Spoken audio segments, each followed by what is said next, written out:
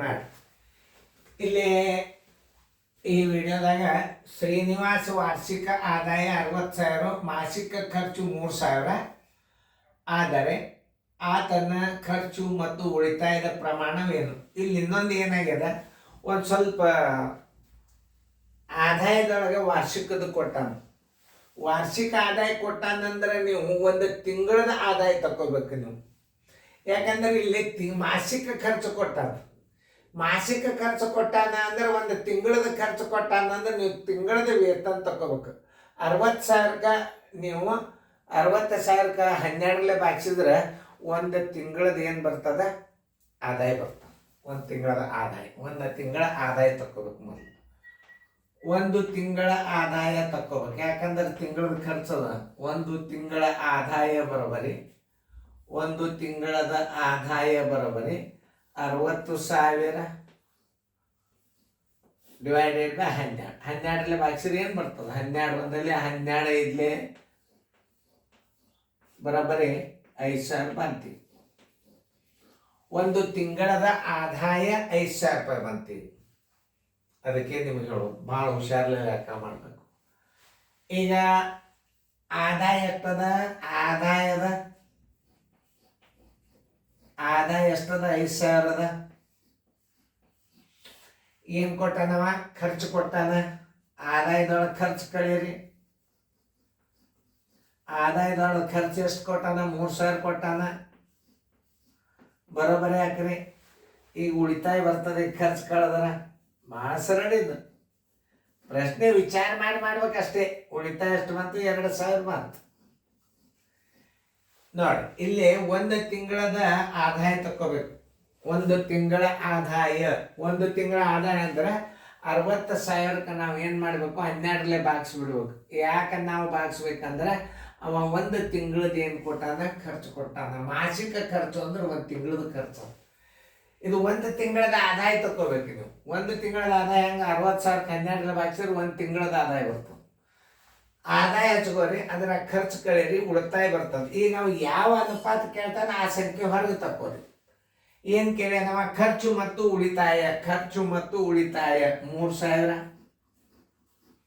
ಅನುಪಾತ 2,000. ಈ 3 ಪೂಜ್ಯವಾದು, ಇವು 3 ಪೂಜ್ಯವಾದು. ಬರೋಬರಿ 3 ಅನುಪಾತ 2 ಎಲ್ಲದ ನೋಡ್ರಿ. ಹುಡುಕಿ ಹಾಕ್ರಿ. ಉತ್ತರ ಸಂಖ್ಯೆ ಸಿ. ಸರಳ ಇರ್ತಾವ ಗಣಿತ. ಕೂಡ್ಸು ಕಳೆಯೋ ಗುಣಾಕಾರ ಭಾಗಾಕಾರ ಬಂದ್ರೆ ಮುಗಿತು, ಗೆದ್ರೆ. ಒಂದು ಆಯತದ ಉದ್ದ ಮತ್ತು ಅಗಲಗಳ ಅನುಪಾತ 5:3. ಅಗಲವು 12 ಸೆಂಟಿಮೀಟರ್ ಇದ್ದರೆ ಸುತ್ತಳತೆ ಎಷ್ಟು? ಸರ್, ಮೊದಲು ಏನು ಕೊಟ್ಟಾನವ? ಉದ್ದ ಇದು, ಅಗಲ ಇದು.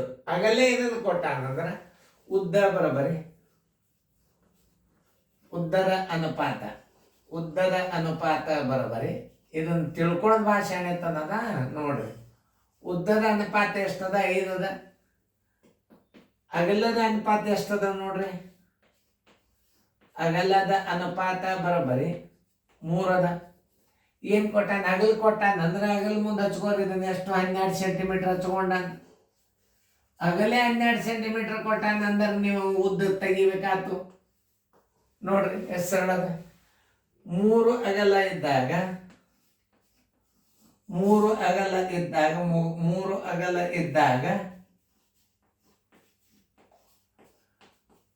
5 ಉದ್ದ. 12 ಸೆಂಟಿಮೀಟರ್ ಅಗಲ ಇದ್ದಾಗ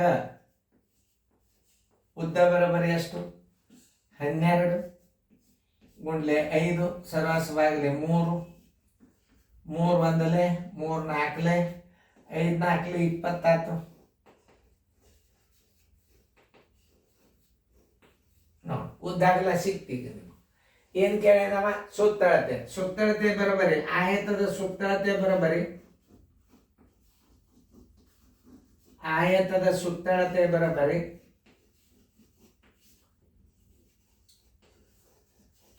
ಸುತ್ತಳತೆ ಬರೋಬರಿ ಎರಡು ದುಂಡು ಕಾಸು ಉದ್ದ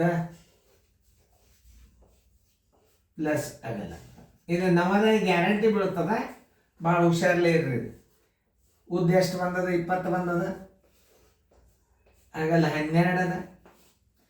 2 ಗುಂಡ್ಲೆ 32 ಬರೋಬ್ಬರಿ 64 ಬಂತು. 64 ಸೆಂಟಿಮೀಟರ್ ಅಂತ ಬರ್ಕೋರಿ. ಉತ್ತರ ಬರೋಬ್ಬರಿ 64 ಸೆಂಟಿಮೀಟರ್. 64 ಸೆಂಟಿಮೀಟರ್ ಎಲ್ಲದ ಹುಡುಕ್ಯಾಡ್ರಿ. 64 ಚದರ ಸೆಂಟಿಮೀಟರ್ ಅದು ಹಚ್ಚಬಾರ್ದು. 64 ಸೆಂಟಿಮೀಟರ್ ಉತ್ತರ ಸಂಖ್ಯೆ ಎ ನೋಡ್ರಿ.